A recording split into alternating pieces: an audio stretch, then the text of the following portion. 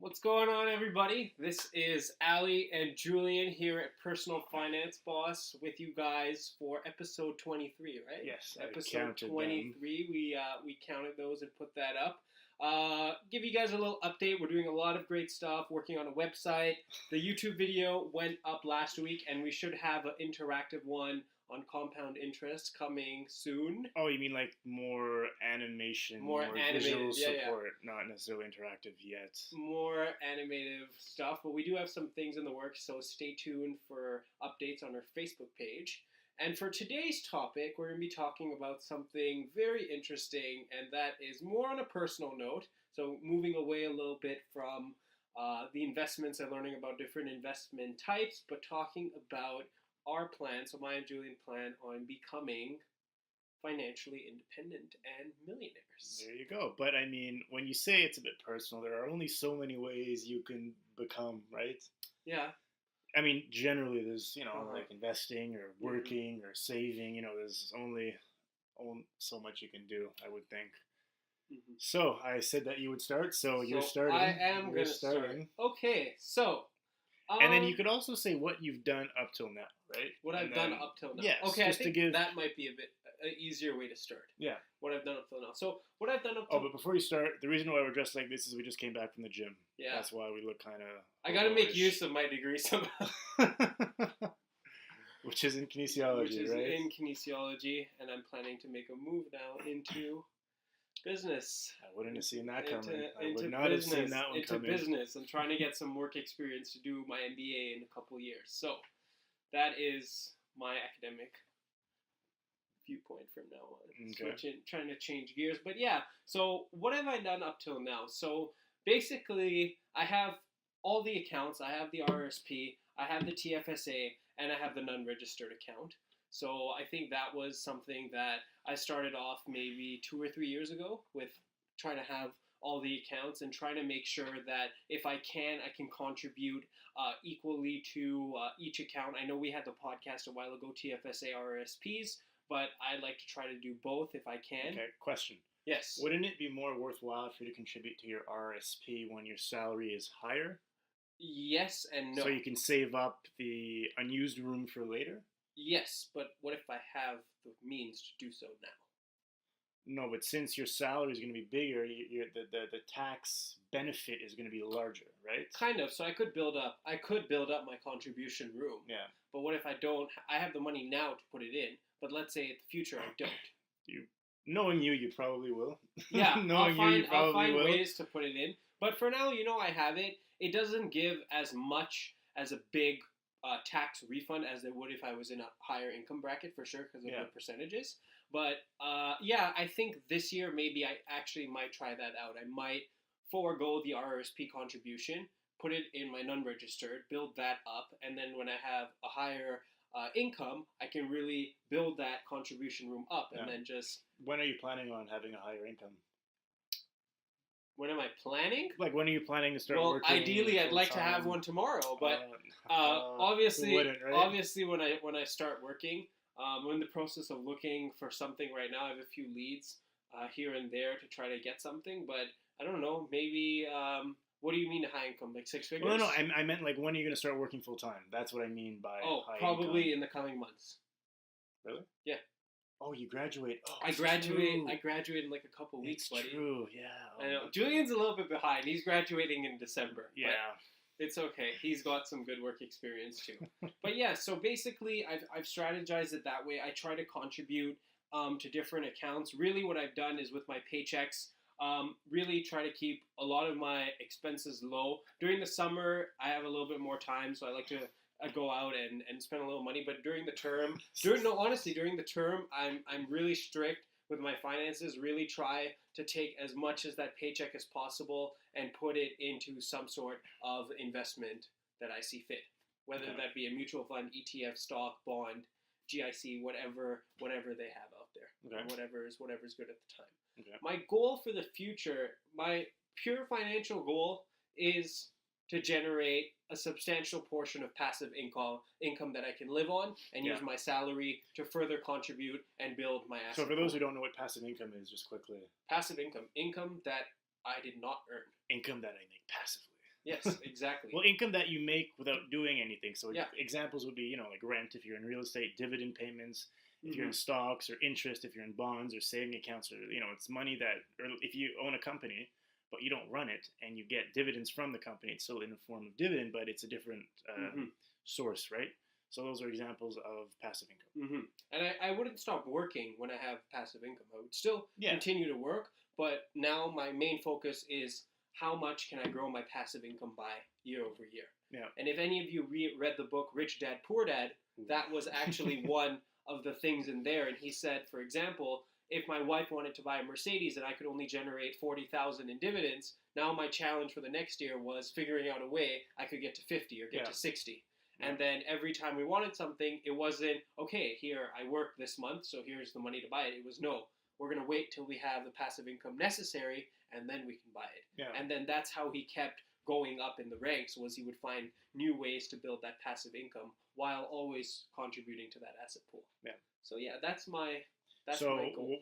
What are your ways, like how are you going to plan, or how do you like plan on generating my that steps? passive income? Okay, so my first goal in university was, by the end of university when I graduate, I wanted to have $10,000 cash in a savings account that I could go and invest with it. Okay. That was like my first step.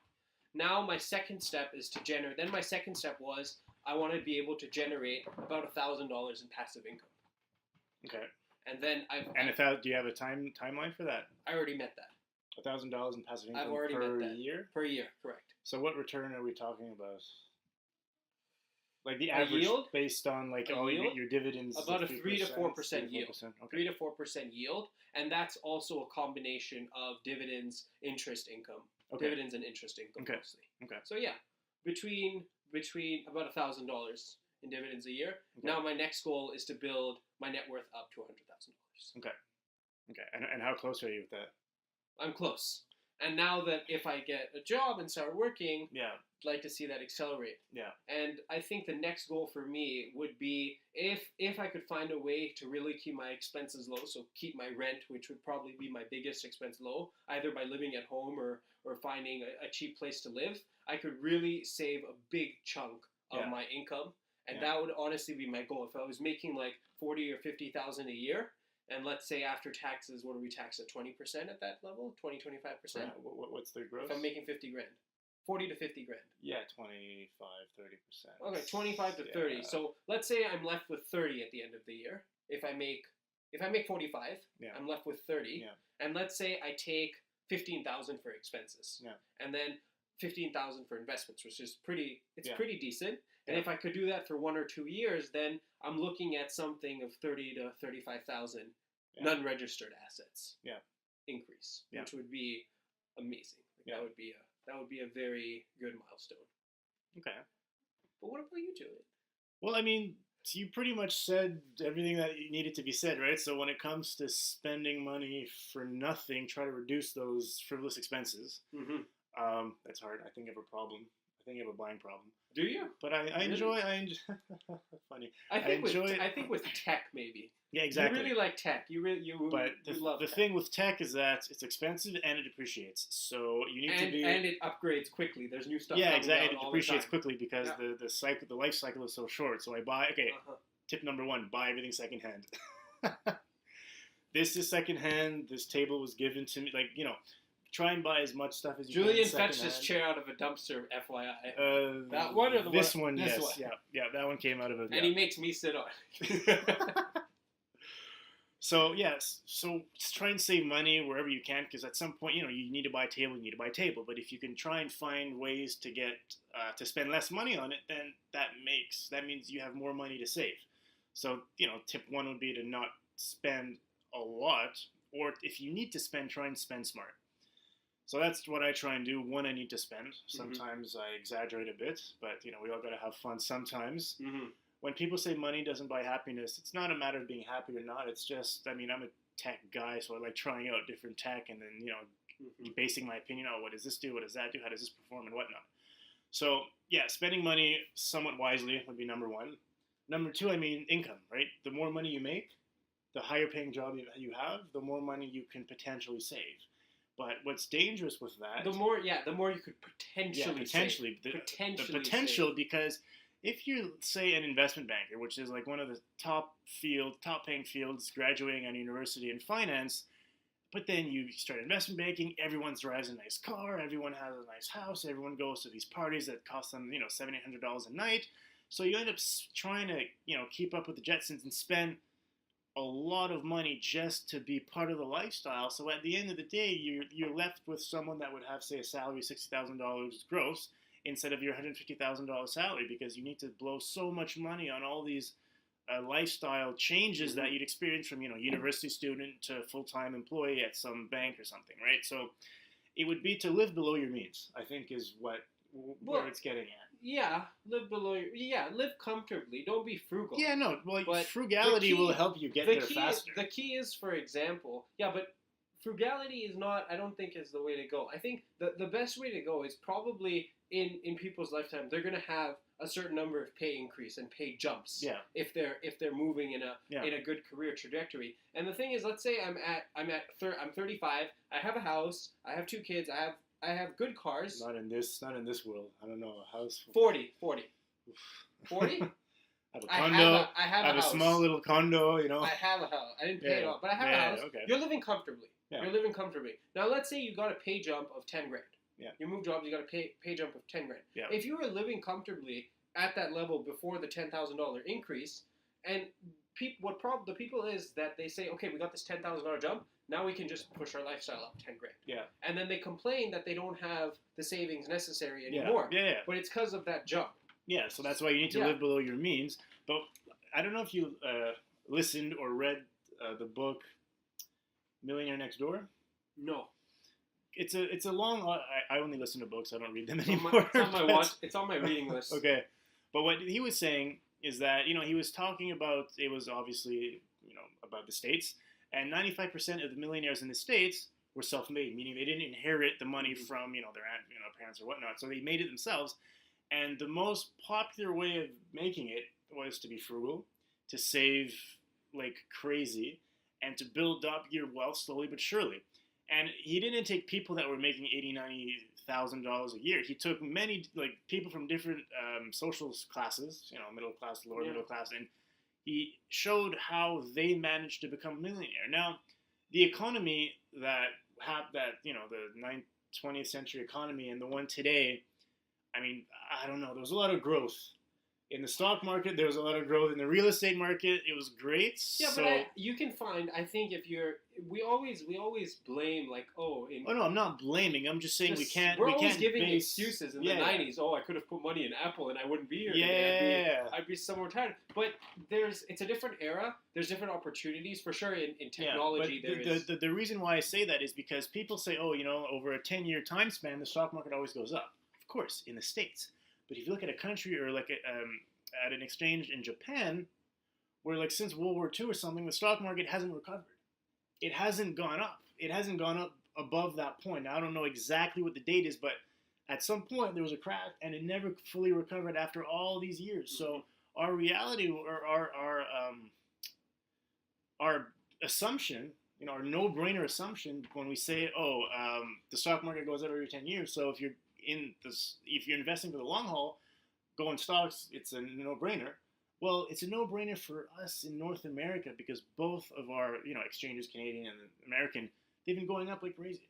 So I don't know if we'll be able to sustain that in the future, or I don't know. I'm just speculating. I'm not saying yes. I'm not saying no. But I'm just saying we can't take this information for granted and say, every 10 years stock market goes up, it's always going to go up, so we're going to be making 7 to 8% return average forever. Okay, so given that, what's your strategy going forward if stocks are not going to produce those returns? Putting money under my mattress. I think that's the best way to. No, but I mean, so you're gonna put 50 grand in a mattress every year, and hope that buy a new mattress every year, and forget to empty it. No, but to me, the key to becoming wealthier, financial independence, so that you can end up doing whatever you want after, is to save, obviously, invest, and diversify. Okay. And the diversify is an important one. You talk about owning a home. That's a good it's a different investment class. Owning a home may not be the best investment, especially today in 2017, where home prices have gone up like crazy, and they're forecasting 2 to 5% appreciation in prices, which isn't much. It's like a bit more than a saving account, right? If you're at the lower end.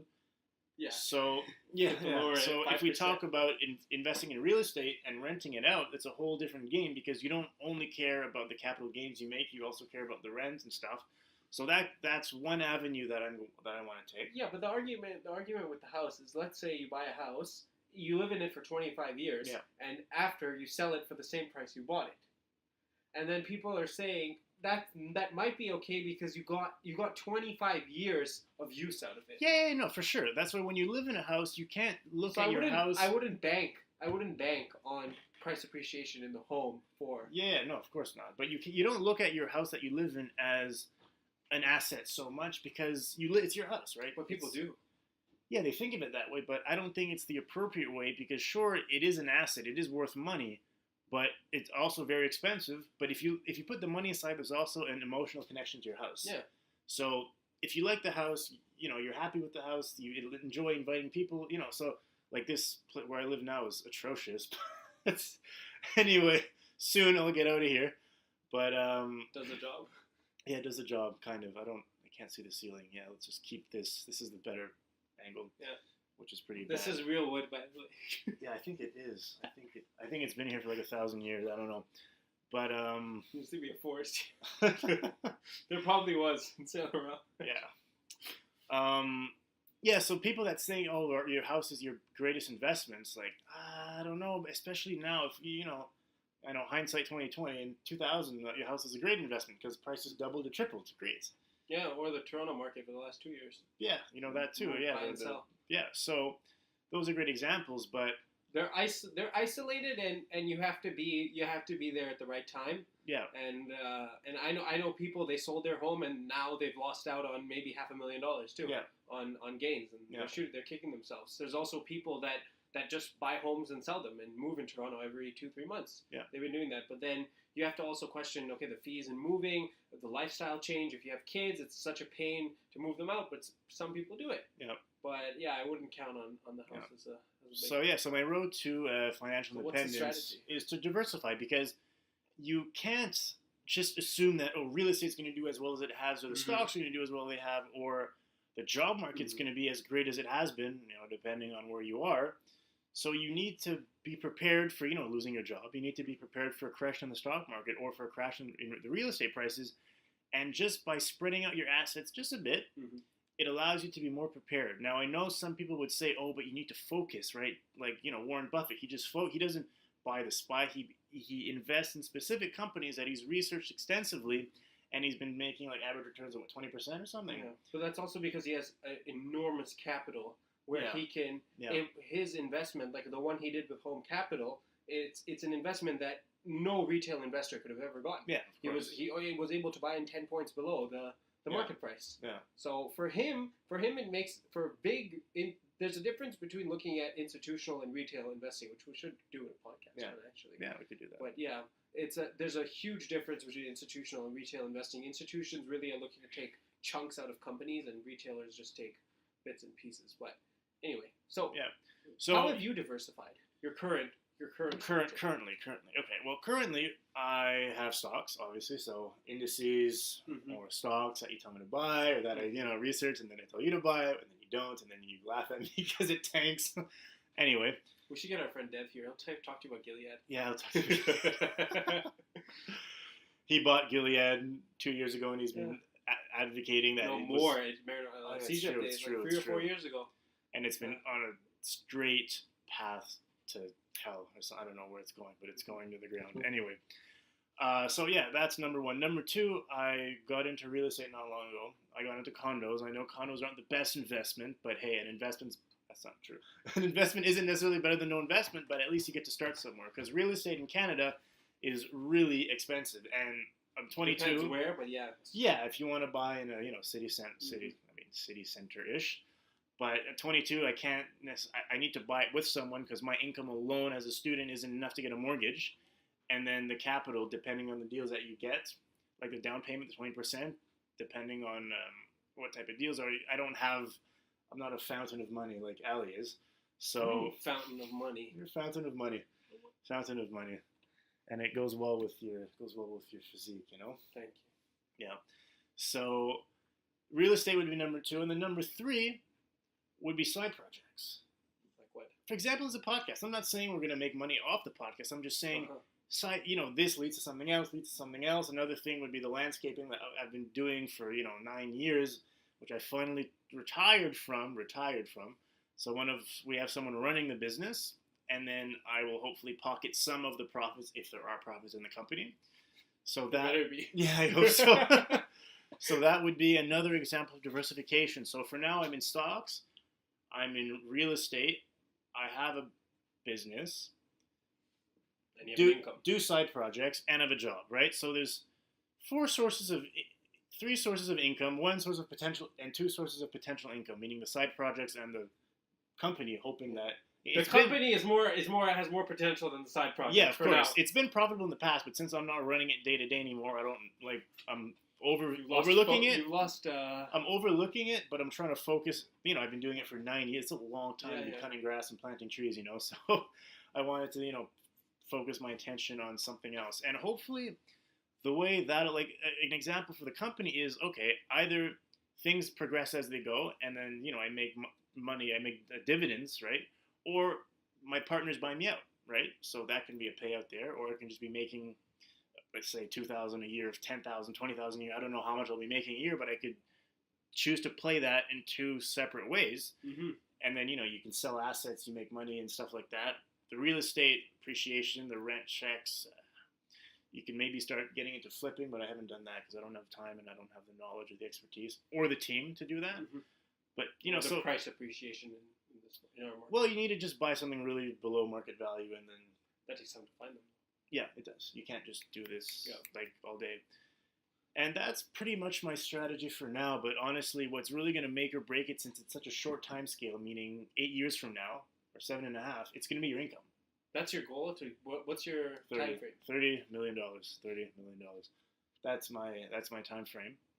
And yeah, since it's only 8 years, the power of compounding can't really have that big of an effect. So it's not like, investing in the stock or the SPY making 7%, I'm going to become a millionaire in 8 years because my money is only going to double once. And I don't have that much money to start with, right? So it's not going to work. So you need to try and find ways to just generate more income and then invest that income in some asset that'll, give you passive income. So if you can get a job that pays you $80K instead of $40K, well, hey, you just made an extra, maybe 25 net at the end of the year, which still isn't enough. So you need to find ways to be creative. But I'm hoping that one of these side projects one day is gonna go somewhere. So we'll see how that goes. Piece of advice on achieving financial independence: keep your expenses low. Yeah. There's one thing I'm telling you: and what I mean by expenses, the stuff that are not liquid and that have really terrible resale value. Cars have okay resale value. You can get something. They depreciate. Yeah. But like homes, not like homes and that kind of stuff, but really the tangible assets that all those nooks and crannies lamps, you like to buy. Vases. Yeah, exactly. Plates, I don't know. All new that pair kind of shoes, stuff. Shorts, designer clothing. I've been trying to sell clothes on Kijiji. I'm telling you, it is a very hard. I actually got someone yesterday who bought 8 of them, so I was super excited. That's funny. But they're very hard to sell. Books and stuff like that, and kids' toys and all that kind of stuff. It really loses all its value as soon as you buy it. I'm telling you, keep those tangible asset purchases low. Yeah, and the bank will consider it as 5 cents on the dollar as if you want to include it. For some things they'll you can include your jeans. Well, theoretically, everything you own is a tangible asset. Theoretically speaking. Yes. Theoretically. Okay. But in some instances, if stuff is very like a new car or an expensive car, the Yeah. bank may consider it. You could use that as collateral, and they can. A car and a pair of jeans. Yeah. We're talking No. about. But like cars and like really expensive equipment, Yeah. that they might consider. Yeah. But I'm just saying, you're not going to get the full value. Even Yeah. for a car, you might get, I don't know, 30 or 40 cents on the dollar. Yeah. You bought it for. So keep those tangible expenses low, and you're going to see that net worth rise. So somehow you can, because it's hard to save because you don't get any immediate gratification from saving, unlike buying a chocolate bar or a new phone or a new pair of jeans or shoes or whatever, right? There's the immediate gratification, and that's how our brain works, because that's how we've been programmed, right? That's how we survive as a species. But if you need to try and find, you get a group of friends and you invest together, or you try and find ways to save or challenges to give each other just to motivate you guys. We don't do that, by the way, but we should. I find short-term goals. Yeah, short-term goals. Yeah. is the best way to go. Like me, when I have enough money to buy a stock, it's like, yes, I got to buy it. Honestly, I get to open a new position. Yeah. So it gives you that gratification there. It's hard to come to that, but if you're truly passionate about building your long-term wealth and building financial independence, then you're going to see the gratification saving. Yeah. May not be instant, but I'm telling you, in 5-6 years from now, you're going to be looking at your statement, and then you're going to be looking at your friends. He's going to be like, yo, dude, I don't got anything. I'm making 100K. I don't know where to save. And then you're going to be making like 50, and like, yo, bro, I got my 100K right here, Yeah. So I'm telling you, it does pay off. It does make a difference. But set short-term goals, keep your expenses low, and great things are going to happen. Potential for great things. Unless capitalism fails, but I'm banking on it not happening. There's a conspiracy theory out there. But yeah. Capitalism. Everything's set up to fail. Who told me that recently? Oh, with cryptocurrency, yeah. Oh, okay. That's another interesting topic I could talk about. Yeah, we'll do another one on that. That's very Anyway, anything else to add to how we'll become financially independent? Yeah, I mean, I'm sure I'm going to have a lot of ideas once I hit stop, but for now, I think we've touched all the points. So thanks for listening, guys. You can check out our website in progress. It's still in progress. And let us know your financial goals in the comments. We'd love to see. Yeah, or post them on Facebook or anything. And if you have questions to ask us or want tips from two 22-year-old guys, don't be shy, and then we can give you as much as we know. And hey, it can help. And then maybe we'll create a discussion online, and you can get input from other people. So it could be very interesting for you guys. Yep. All right, guys. Thanks so much for tuning in, and we'll see you in the next one.